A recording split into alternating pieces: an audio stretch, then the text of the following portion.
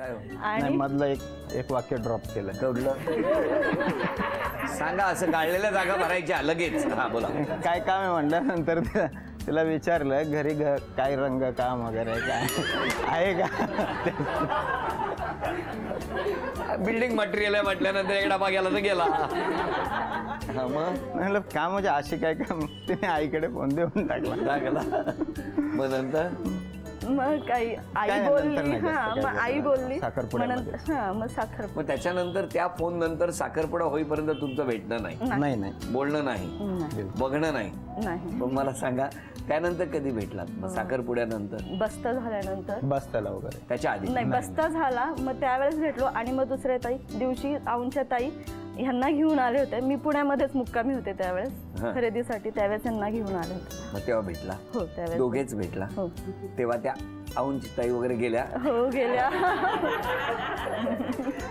मग मला सांगा त्यानंतर किती दिवसांनी लग्न झालं?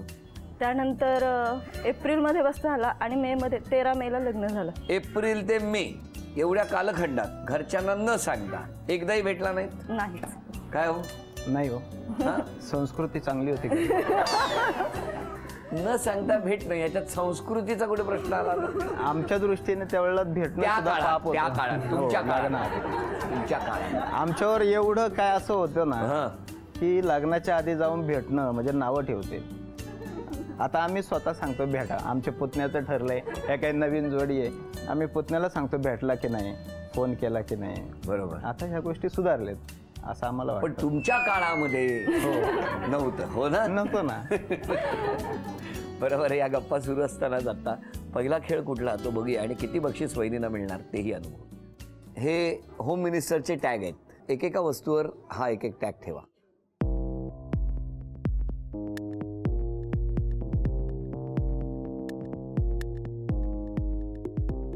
आता 4 संधी मिळणार तुम्हाला.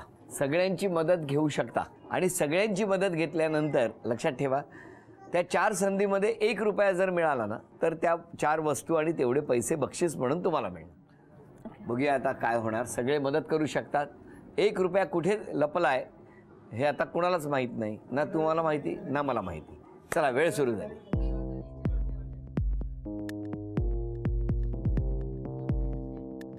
2000 रुपये. चमच्याचं स्टँड घेऊ. बघा 4च संधी आहेत. मौली 1 संधी गेलेली आहे. आता दुसऱ्या संधीमध्ये 5 रुपये आलेले आहेत. 2 राहिले. आता 2च संधी राहिलेल्या आहेत. घड्याळ.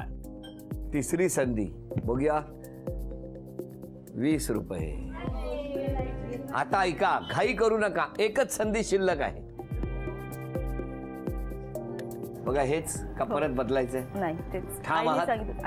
यावरच ठाम आहात? तुमचं काय म्हणणं आहे? ओके. काय ओके? यावरच. हेच? हो. फायनल? फायनल. बघू मी का बदलताय? नाही. बर. 10 रुपये.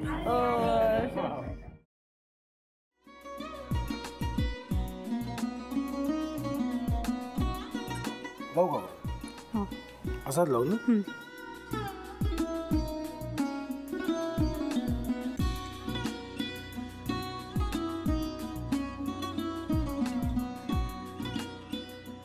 आता काय करायचंय? आता आपण ड्राय स्टफिंग दुसरं काय करणार आपण त्यात?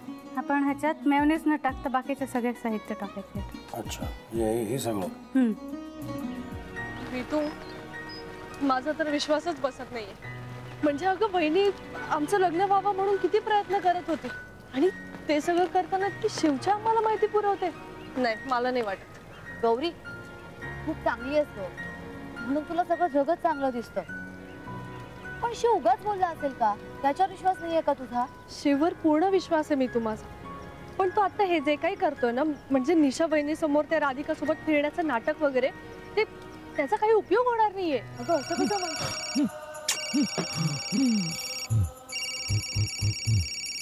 अगं निलिमा, जतीन भाईंचा कॉल आहे.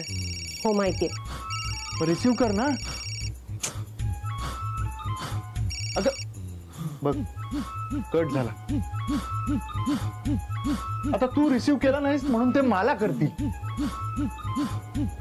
अब पुन्हा आला बघ. घे बघू. पण हे एक ना एक दिवस घडणारच होतं. आता मला कळलं तुम्ही 2 दिवस झाले काय सांगत होता ते. बनू हे संकेत असतात आणि हे ठरवून येत नसतात. मी बाहेर तुमची वाट बघते.